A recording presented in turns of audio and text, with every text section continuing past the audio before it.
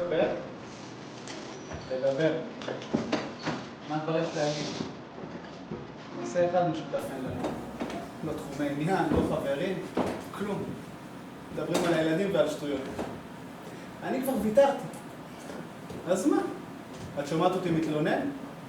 לא. זהו. אין לדבר. נגמר. ברוך השם, יש את חנוך לוין וצ'כו ושפינות. והרמב"ם והרב קוק ועוד מישהו ש... כן, לא חסר לי מילה להחליף מחשבות. ואת יודעת מה? גם אם לא היה אותם. מה כבר יש לנו להגיד אחת לשנייה שלא אמרנו 10 שנים פה? הולכת לישון, אני שם. מתעוררת, אני שם. נכנסת לשירותים, אני שם. את רוצה לדבר? טוב, הבנת למה אני מתכוון. אבל הצרה היא שאת רוצה לדבר, כאילו פעולת הדיבור זה מה שחשוב. ועל מה את רוצה שנדבר? כמובן, על איך אנחנו מדברים. ומה עם התוכן? לפח. כן, אני רוצה לדבר. נמאס לי לעבור כל יום אודישן בשביל להיות ראויה לשחק בסרט שלך. אני הבנתי כבר מזמן שאני מקבלת ביחד איתך גם את האובססיה. אבל... היי, אתה איתי? יש פה אשכרה בן אדם. תסתכל רגע, נו, תיגע. אתה רואה? אני כאן, אני אנושית, גם לי יש מחשבות, רגשות, גם לי יש חיים. אז מה, זה שאני לא כותבת אותם אומר שאסור לי לדבר עליהם? לשתף בהם מישהו? מה זה מישהו? אותך אני רוצה לשתף. אותך, חבר שלי, הגבר שבחרתי לחיות איתו כל החיים ואמר שהוא בוחר לחיות איתי. הוא בחור מרגיש שבחר, שהפך לעמוד.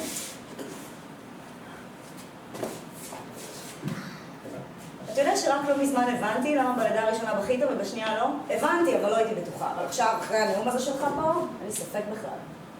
זאת לא הייתה חוויית הלידה שגורמה לך להתרגל. לא, מה, שאתה תסתפק ולהיות רק חלק ממשהו? אתה, אם אתה לא נמצא בחוויה שסובבת כולה סביבך, אתה מתחיל לפהק. בלידה הראשונה זה היה אירוע גדול. הפכת לאבא, קיבלת את המשמעות הזאת שאתה מחפש כל הזמן.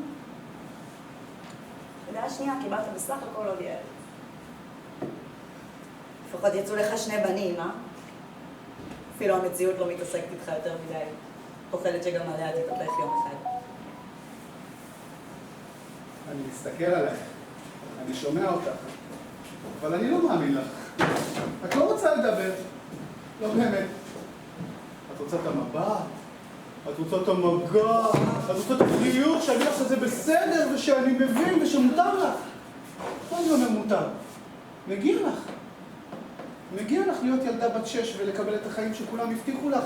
מספיק היית לבד בחיים האלה. עכשיו זה הזמן שלך. את רוצה לדבר. מה רוצה? דורשת לדבר. כן, אני רוצה לדבר. אתה יודע? לא אכפת לי שאני חיה עם בן אדם שחושב שיש פה את הנשמה של האדם הראשון. מה אני אמורה להגיד לך על זה? לא אומרת כלום, מכבדת.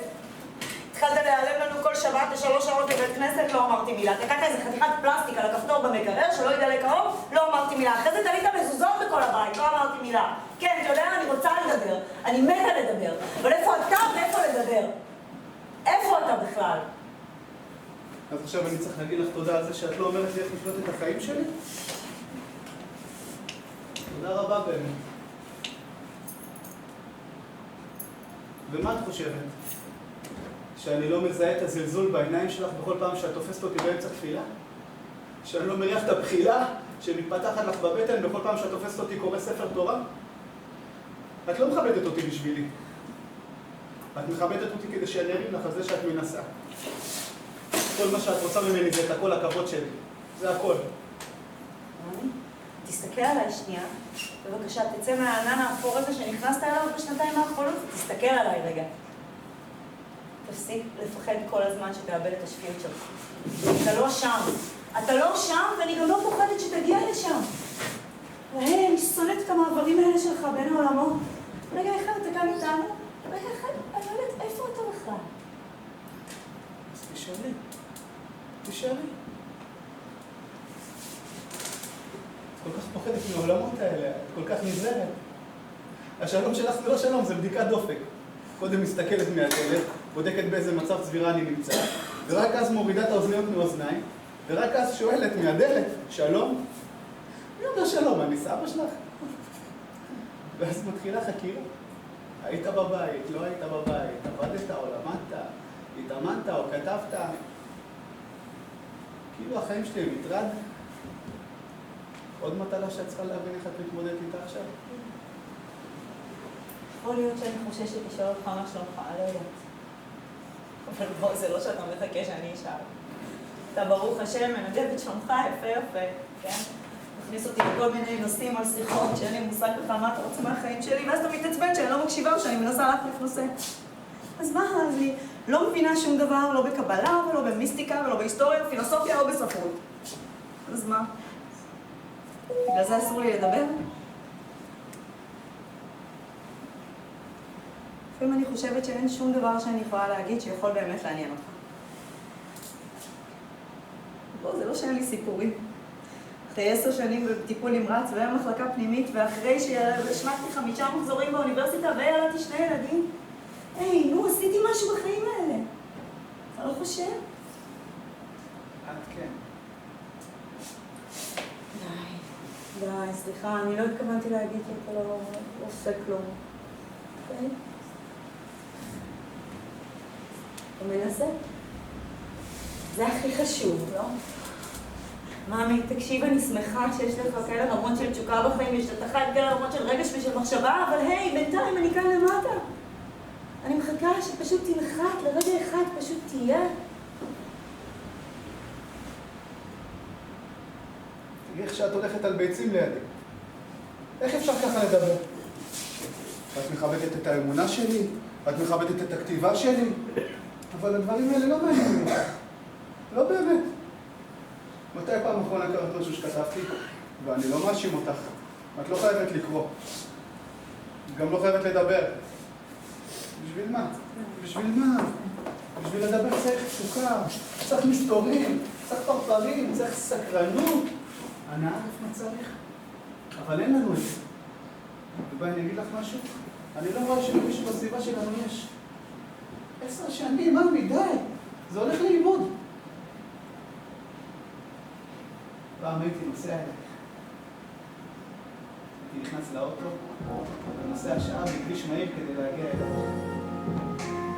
לפני רגע לא היית לידי. ועכשיו אני נוסע משהו כדי לשנות את המציאות הזאת. אני נוסע אליך. שבת באוטו, כביש שחור, שקיעה מרהיבה, מוזיקה ברדיו מזוהקת. הנשימה קלה יותר, הכל קל יותר כשאני בדרך אליי. ואז הייתי מגיע, ורגע לפני שהייתי נכנס, סרטים של התרגשות בבטן, כמו מופע זיקוקים, אני כבר אצלך. ואז הייתי נכנס, ואיזה ריח, ואיזו נשיקה, ולא אמרנו כלום.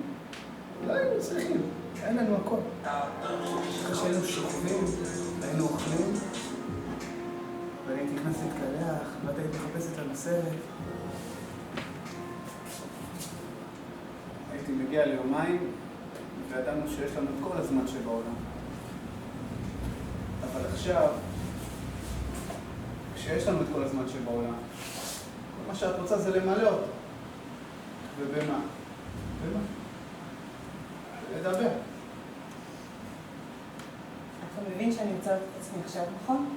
אתה מבין שאני יוצרת אותי והדמעות לזלור כדי שלא תחבל לי פתאום? היי, שלא תעבור שוב פעם למצב של נתק? די, אני לא יכולה לסבול את זה. די, את הפנים הקפואות, את הדיבור המכני, את המבט הלא אנושי הזה בעיניים שלך, שמישהו הופך להיות טיפה אמוציונלי לידך? מה אתה רוצה שאני אגיד? מה, שאני פוחדת פחד מוות מהיום שתחזור בתשובה עד הסוף? שאני חרדה מהמחשבה שאני אצטרך להילחם איתך על תפיסת העולם של הילדים? אמרתי, שימו אותך. מבחינתם אתה הדבר הכי חכם בעולם, ואני, כן, אני רוצה לדבר. אני מתה לדבר. אני רוצה לדבר איתך עליי, על הילדות שלי, על החברות שהיו לי, על התוכנית הזאת בטלוויזיה שראיתי, זאת שהבטחת שתראה. אני רוצה להגיד לך שאני מתה עליך, ואני לא סובלת אותך, ושלא יכולתי לבקש אבא יותר טוב לילדים, ושפוחדת פחד מוות מהמחשבה להזדקן איתך. אתה החבר הכי טוב שלי, אבל אני לא מכירה אותך. בסדר. אנחנו אנשים שונים. אני כבר הבנתי וקיבלתי את זה. ומה הבעיה פה בעצם? מה? כשאת מספרת לי סיפורים על חברות שלך, אז אני לא מקשיב. כשאת מספרת לי על מקום העבודה שלך, אז אני לא מתעניין. 2 מחזות כתבתי. יואו, אלוהים, רק כשאני מספרת לך איזה משהו שאתה יכול להשתמש בו באחד מהפרויקטים שלך, אז אתה איתי. וואי, מה זה איתי? כל כך איתי שזה ממכר. אז יש לך ניצוצות בעיניים, אתה מתעניין, אתה מבקש ממני להמשיך, אתה צוחק. מה את מעדיפה?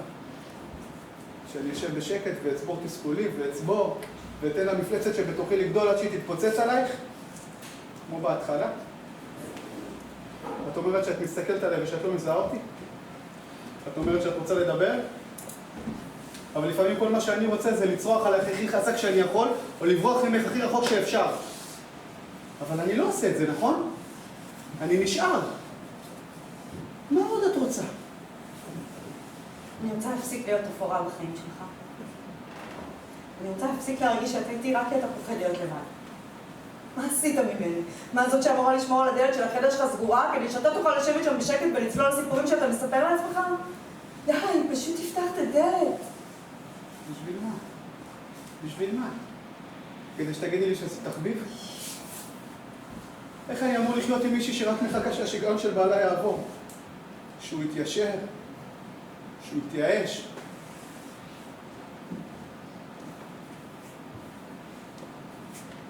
אתה יודע למה אני לא קוראת יותר את מה שאתה כותב?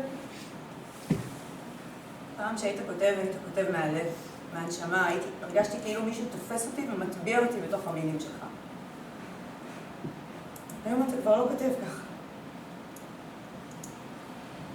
אני לא יודע אם אני טוב. אני לא יודע אם אני טוב. אתה טוב. מה טוב בי? אתה טוב. אני פוחד. אני פוחד, זה מפחיד. אוקיי. אני חובק.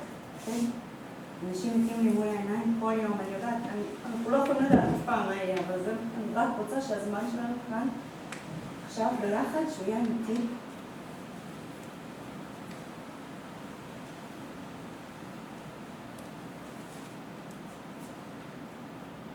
אני אוהב אותך. אני אוהב אותך. אוהבת אותך, זה פלא. בואי נלך הביתה. בואי הביתה. בואי הביתה. בואי הביתה.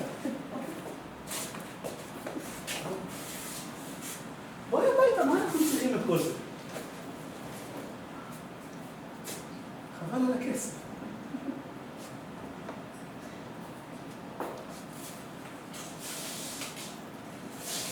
אני עדיין רוצה שאני אדבר. נדבר, מה? נדבר.